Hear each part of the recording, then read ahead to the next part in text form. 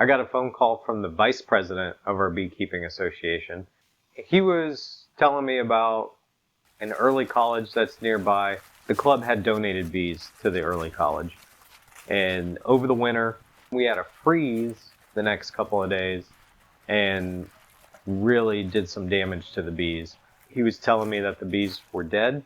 Last time he went and checked, they were getting robbed, so he went ahead and closed them up, and then he threw in some paramoth, and they had just been sitting there.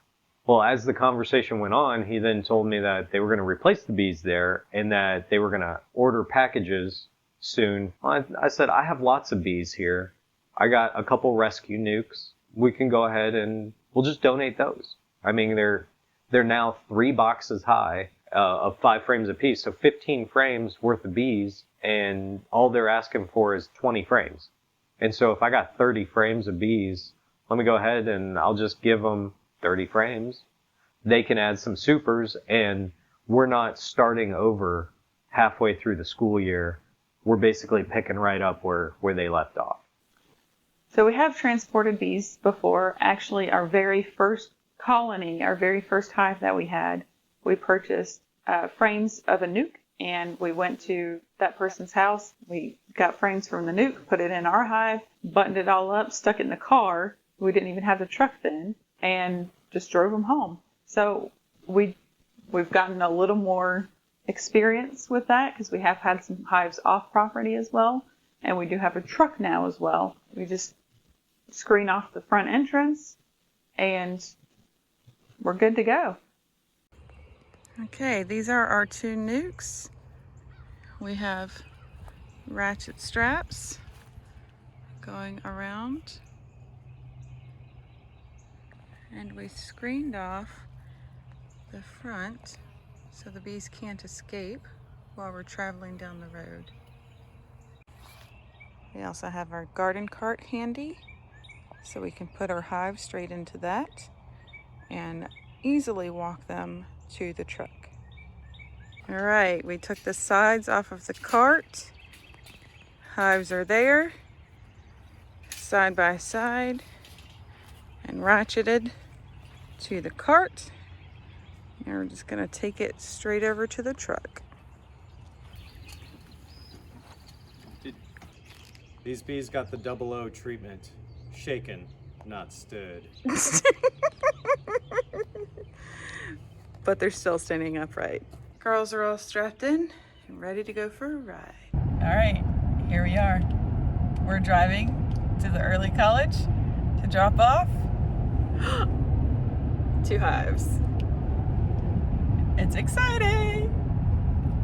We met our vice president of the Beekeeping Association at about 9 o'clock at the school. So we actually started transporting them around 8:30, and they didn't get installed until around 9:30. Now the time period doesn't really matter that much as long as you're moving the bees at least 3 miles away from their current location. Once they get to their new location and set up, the bees will start orienting to that new location, which is their new home. We use foundationless frames for the most part in our apiary. And foundationless frames is, there's no wax strip, there's no wax paper, there's no plastic foundation with the little combs, like a guide for the bees to draw out. We let our bees draw out natural comb. Most of our frames have a kind of a wedge. It's a V shape on that top bar.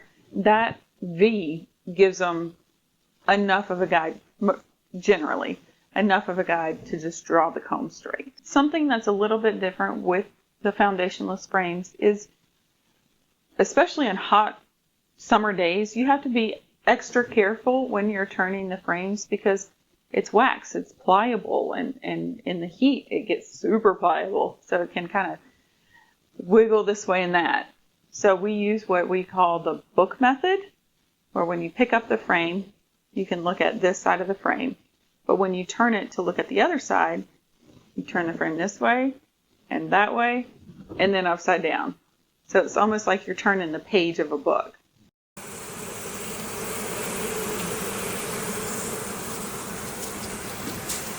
While we were moving the frames from our nucleus hives to the new 10-frame hives, some of our frames weren't completely pulled out and waxed. That gave us an opportunity to show the vice president how our bees, pull wax out on, foundationless frames.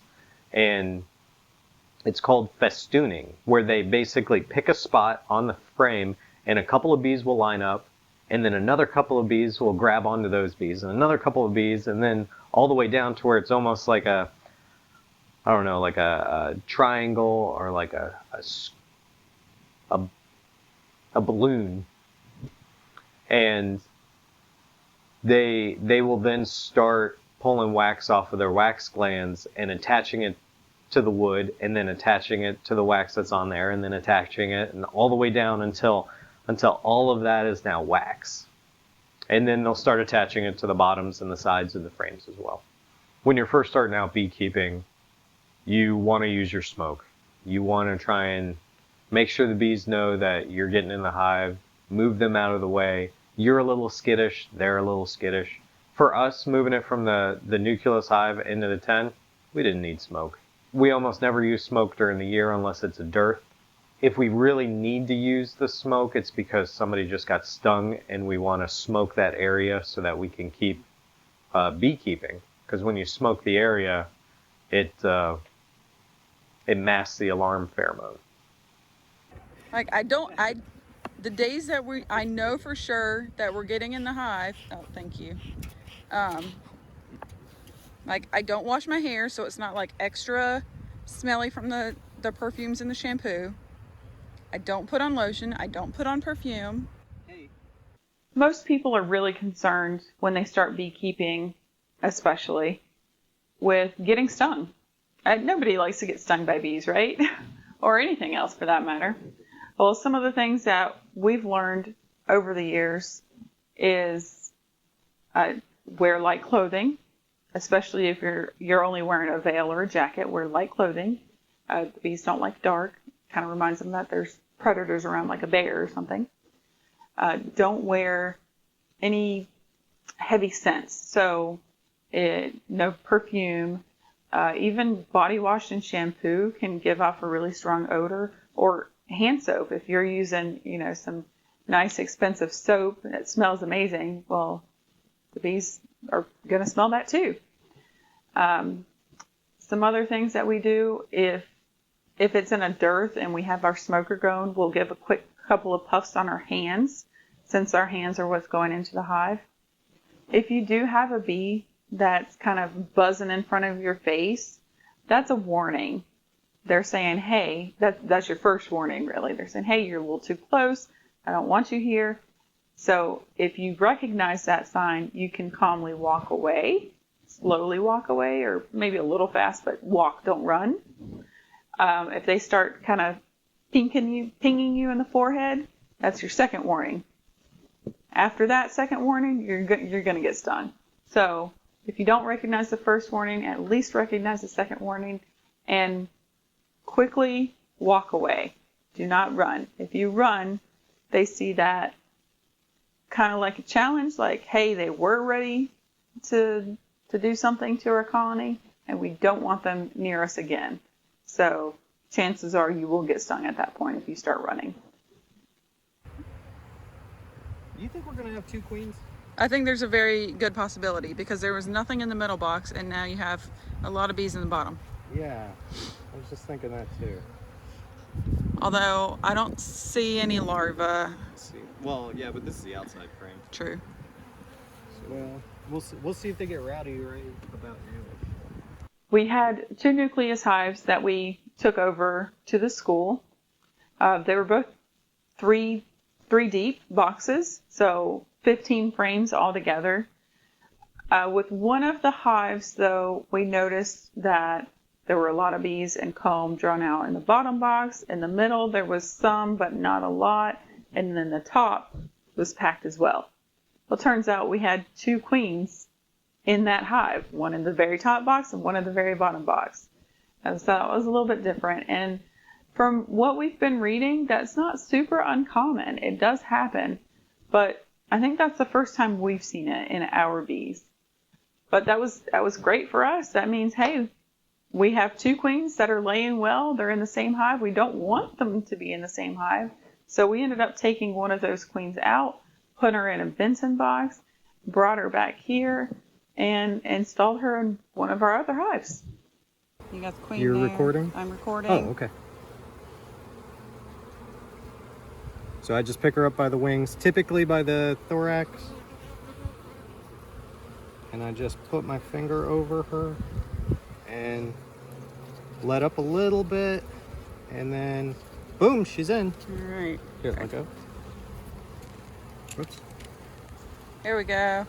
I was And just we trying to have a hide under my finger. Yeah, we have a mini marshmallow in this end down here, and then we'll put one on the other end as well to keep her trapped in there, and then the workers will chew it out. One of the awesome things about moving our nucleus hive into the 10 frame was that we could show off how well they were doing. We could show the pollen, we could show the larva, and then we got a really cool shot of the queen and her eggs. Her eggs look like little grains of rice down in the bottom of the cell, and you'll see that most of the time they're standing straight up, and then they'll start to lay down as they age. So when you first see the eggs, everybody says, hey, if I see eggs, that means she's been here in the last 3 days. Well, if you look at the cells and you can see the eggs standing up, that's like the last day. And that means that in the last day, you had a queen walking around, and that she's laying eggs. And at the beginning of spring, that's what you want to see is eggs and all the different stages thereafter. But the eggs standing up, that's a good sign that you still have a queen. Beekeeping can be a very enriching hobby or business. Depends on how much you're into it. I do think that working with the bees kind of forces you to slow down a little bit. And at first you're kind of like, I don't really know what I'm doing, and I don't want to get stung, so you're nervous. But the more you do it, the more you relax, and the more you're like, hey, I can do this. I don't really have to worry about, getting stung. Or, I mean, maybe it's in the back of your mind still, but you can overcome those obstacles. So I really think that having those bees and seeing how they relate to nature and how impactful the bees are, that those students will just see, oh, this is amazing, and they'll have more wonder and maybe ask more questions about how the bees play a part in our food production, or even just an interest in entomology. I'm really happy that we got an opportunity to donate these hives. I really think it's going to help the students.